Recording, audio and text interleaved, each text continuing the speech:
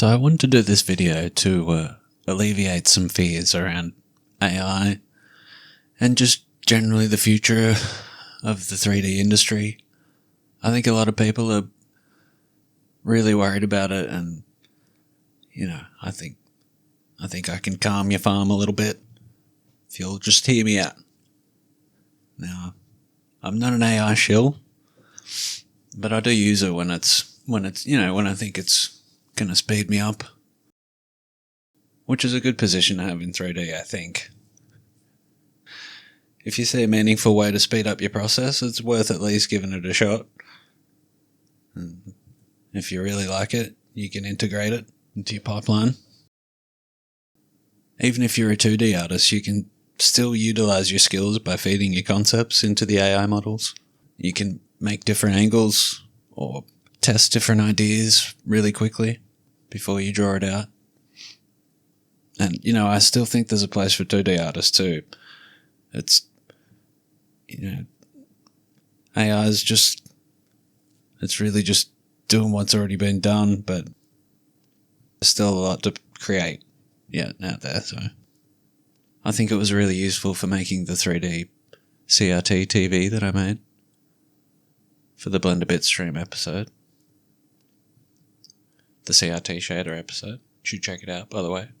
I could only really find a few images of that TV. I think I found them on eBay. It's a very rare TV, but it was the exact feeling kind of TV I wanted for that.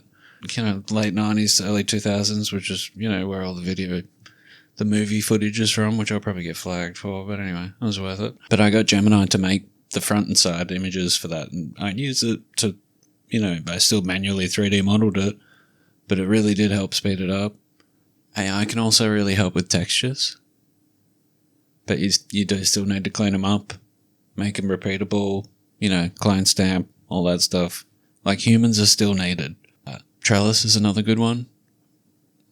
I use that locally because, local is better. Open source is always going to be the one that I go for, if possible. Although sometimes paid options are a thing. But Trellis does have its limit for, super accuracy, but it's really good for getting general shapes, and it can really shine sometimes. Like, I made a barrel prop with it. That looks really cool. Uneven surfaces look really good. There's a lot of fear anyway that people are going to get replaced by AI. And I get that, but what I'm trying to get at is that these things are just tools. They're just going to help us do things quicker. If anything, I think indie gaming's going to, I think indie gaming and indie movies, films, they're going to boom soon because of AI.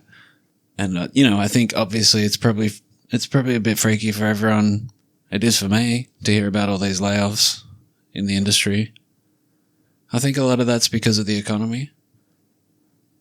But I'm hearing some reports that, there's some regret about. There's a regret from the higher ups about thinking that AI could entirely, replace people, which is probably a little bit because of the grifty nature of AI. And, it's probably the wrong way to go about marketing it. Anyway, I think it's a better time than ever to be a 3D artist. Current AI models aren't that great at remembering exact details, and that's the big problem. And that's why I think, this is why I think you shouldn't worry about it too much. If you get a video generator at the moment to do, make a video of a yellow plane, and then get it from another shot, from another angle, you'll notice that the plane looks a little bit different in the second one. There's just little tiny details. It is getting better. There are new AI models in development, and they're working on this by pairing 3D models with AI in what's called geometry-aware video generation. And I think this places us as 3D artists in prime position to be directors of amazing-looking films. We'll be able to pretty much create the thing we want and then, save a lot of time getting AI to generate different shots of it or just really complex stuff. It's the best of both worlds, I think. AI can it's not just film also that, you know, AI can help small indie game studios, which I kind of touched on before. But it's really handy, like Trellis is really handy for making high definition models that you can then retopologize, which there's also a Blender Bitstream episode of, by the way. Check it out.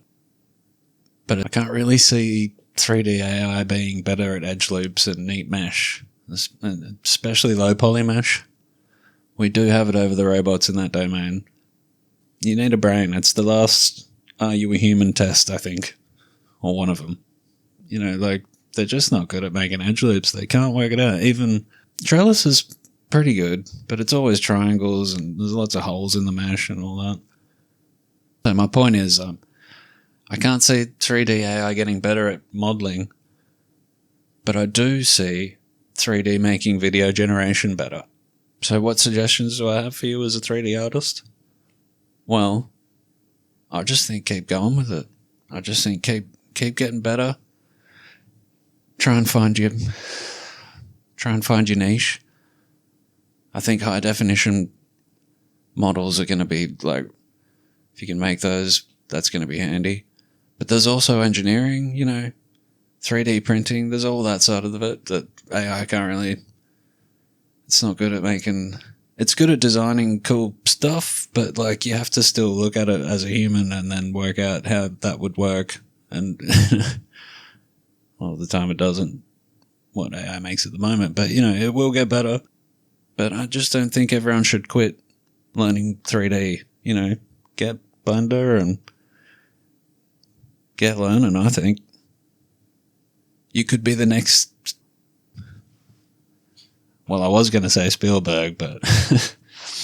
You could be the next 1993 Steven Spielberg. You know? Anyway, I think that's going to do it for today. I just wanted to share my thoughts on it, and I'm going to be doing videos like this more often. I hope you like them. Okay, thanks. Bye.